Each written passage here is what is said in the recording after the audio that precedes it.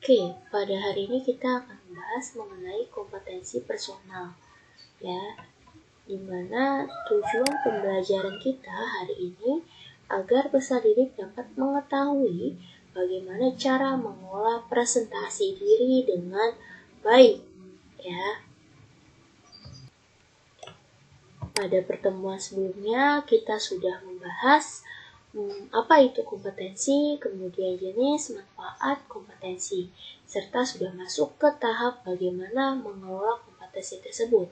Salah satunya adalah dengan memperhatikan aspek kepribadian. Ya, masih ingat gak nih ya, apa yang dimaksud dengan kepribadian sih? Oke, sedikit review ya ini ya, bahwasanya minggu lalu last week kita sudah membahas mengenai kepribadian, ya. Sehingga kita bisa merumuskan bahwa kepribadian adalah ciri karakteristik gaya atau sifat-sifat yang memang khas dikaitkan dengan diri seseorang. Bahkan minggu lalu kita juga sudah belajar ya tipe-tipe kepribadian yang ada, ya baik secara general maupun apabila sudah berada di lingkup ruang kerja, ya di lingkungan kerja seperti itu. Oleh sebab itu, hari ini yuk sama-sama kita melakukan tes kepribadian pada link yang tertera di bawah ini.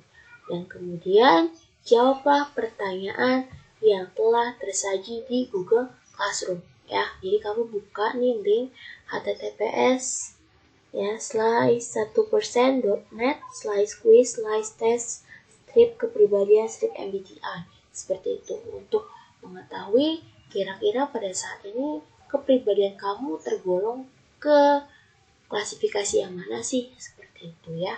Jadi nanti tolong dilakukan tesnya, kemudian jawab pertanyaan di GCR. Selanjutnya, pada hari ini, pada kesempatan hari ini kita akan belajar lanjut ke yang kedua, yaitu mengenai presentasi diri. Ya, presentasi diri. Ya, ini sangat penting untuk kita pelajari. Terlebih lagi apabila nantinya kita terjun di dunia kerja sebagai seorang profesi. Seperti itu. Ya. Nah, yang dimaksud dengan presentasi diri ialah merupakan penampilan ya, appearance, penampilan seseorang secara keseluruhan, ya, secara keseluruhan baik dari atas hingga bawah seperti itu ya, penampilan seseorang secara keseluruhan ya, dari rambut, kemudian pakaian hingga sepatu ya. Hal ini tentu saja akan menunjang daripada profesi yang kita tekuni seperti itu. Nah, sekarang pertanyaannya, bagaimana sih tata cara berbusana yang baik ya, khususnya apabila nanti 3 tahun ke depan kamu telah lulus kemudian lanjut ke dunia kerja seperti itu ya. Di sini busana kerja harus mampu mencerminkan kepribadian dan juga profesi masing-masing orang ya. Jadi tata cara berbusana yang baik biasanya disesuaikan ya dengan apa sih profesi kita seperti itu. Terkadang beberapa bidang pekerjaan memang sudah ada ya seragam yang dikenakan atau seragam yang memang sudah menjadi aturan ya yang harus dipatuhi oleh setiap pegawai. Kan pada bab 2 kita sudah belajar ya mengenai apa itu aturan kerja. Salah satunya ya di dalam aturan kerja terkadang membahas mengenai pakaian ya, mengenai seragam yang harus dikenakan oleh pegawai kantor seperti itu. Nah, di sini bisa kita lihat ya di gambar atau di PowerPoint yang tertera ya, slide yang tertera, tiap-tiap profesi memiliki kekhasannya masing-masing, memiliki tata cara berbusananya masing-masing ya. Kita nggak bisa nih menyamaratakan semua profesi ya. Di sini misalnya ada koki. Koki kan biasanya harus pakai celemek, kemudian pakai apron ya, pakai penutup kepala. Nggak bisa kita samakan dengan para pegawai kantoran yang dia pakai suit, pakai jas gitu kan, pakai blazer, pakai pantopel. Akan berbeda kalau misalnya kita menyamaratakan, oh seorang koki harus pakai pantopel, harus pakai jas, mohon maaf dia kerjanya di dapur gitu ya, bukan di depan komputer, seperti itu. Kemudian misalnya arsitek ya, ini kita lihat nih gambar yang ini, arsitek ya kan, dia pakai helm pelindung karena bekerja di lapangan, di proyek ya, dia juga sekaligus mengawasi bagaimana jalannya proyek tersebut berjalan, apakah sesuai dengan rancangan yang sudah dibuat atau tidak.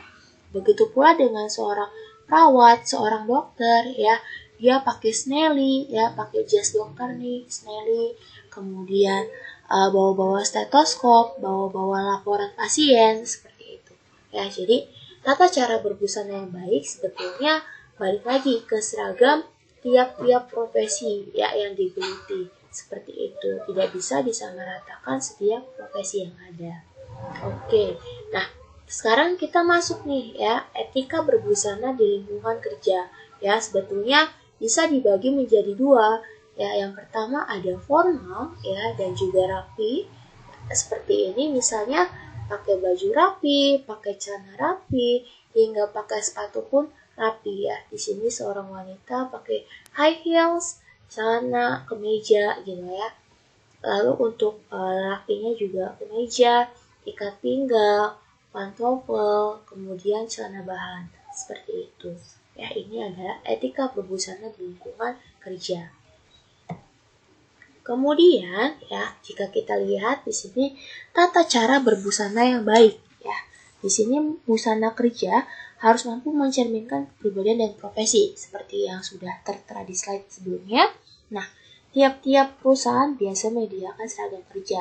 Tetapi kalau misalnya nggak ada, maka pakaian atau busana kerja yang biasa kita pakai itu biasanya bersifat basic, standar, dasar ya. Dimana biasanya warna-warna seperti putih, hitam, coklat ya, krem itu akan sangat bagus apabila kita kenakan di lingkungan kerja ya. Dan juga di sini beberapa jenis pakaian yang bisa menjadi pilihan ya apabila kita sudah di lingkungan kerja. Yang pertama kita bahas dari yang laki-laki dulu ya. Biasanya di sini ada pakaian resmi ya, black tie ya, terdiri dari celana hitam ya, kemudian di sini kemejanya putih, kemudian dia pakai dasi kupu-kupu hitam ya. Ini kaos kakinya ada kaos kaki hitam serta sepatunya sepatu pantofel hitam ya, kurang lebih seperti ini. Bisa juga pakai tambahan formal brace seperti ini ya, buat di tuxedo-nya, di kemejanya, seperti itu ya.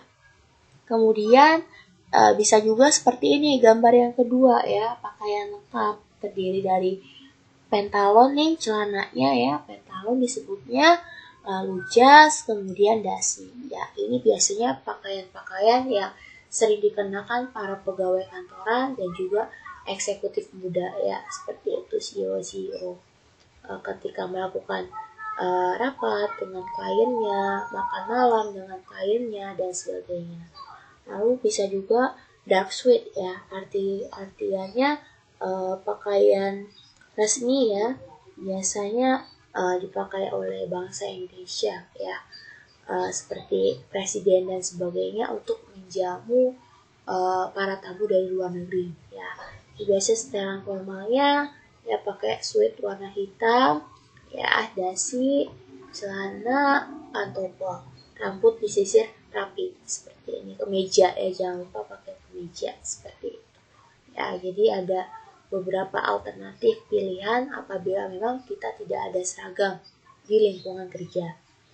Oke, lalu ternyata selain berbusana yang baik ya, khususnya untuk wanita sangat penting kita memperhatikan yang namanya tata cara bersolek ya dan berhias yang proporsional ya.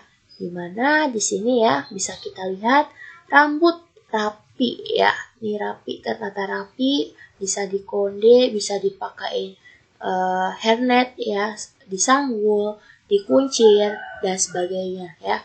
Usahakan jangan digerai seperti yang sebelah kanan nih, ini agak salah ya karena agak berantakan. Kita perhatikan yang sebelah kiri, ini adalah yang benar. Kalau ini adalah contoh yang salah ya. Dari tatanan rambut ya harus dalam keadaan bersih dan tertata rapi dengan model yang sederhana. Kemudian dari make up ya, kita lihat make upnya di sini sederhana ya, sewajarnya, sesuai dengan kondisi yang ada bahwasanya kita ingin bekerja. Berbeda seperti ini lebih tampilan. Kalau misalnya kita mau main ya, agak menor dan sebagainya. Kalau untuk wanita ini agak kurang tepat. Lalu kemudian sepatu. Ini harusnya pakai sepatunya sepatu. Ini gambarnya kepotong ya. Ini gambarnya harusnya sepatunya sepatu kantor ya. Sepatu-sepatu high heels, kemudian pantofel yang wanita seperti itu ya. Kalau di sini kan dia agak lebih pakai flat shoes biasa gitu. Lalu kemudian dari perhiasan dan parfum, di sini lebih sederhana ya, pakai jam tangan, kemudian bawa tas kantor seperti itu. Beda di sini, kok sini agak lebih glamor ya tampilannya, pakai tasnya juga tas-tas seperti ini, seperti saat mau main, pakai bajunya pakai kaos biasa seperti itu. Jadi tampilannya tidak formal, tidak cocok dipakai apabila bekerja. Ya, jadi contoh yang betul adalah contoh yang sebelah kiri untuk yang wanita. Oke, jadi cukup sekian ya materi hari ini. Silakan kamu pelajari kembali ya, bisa kamu lihat pada LKS yang tertera di halaman 51 dan 52. Jangan lupa dikerjakan tes kepribadian yang ada. Oke, keep fighting.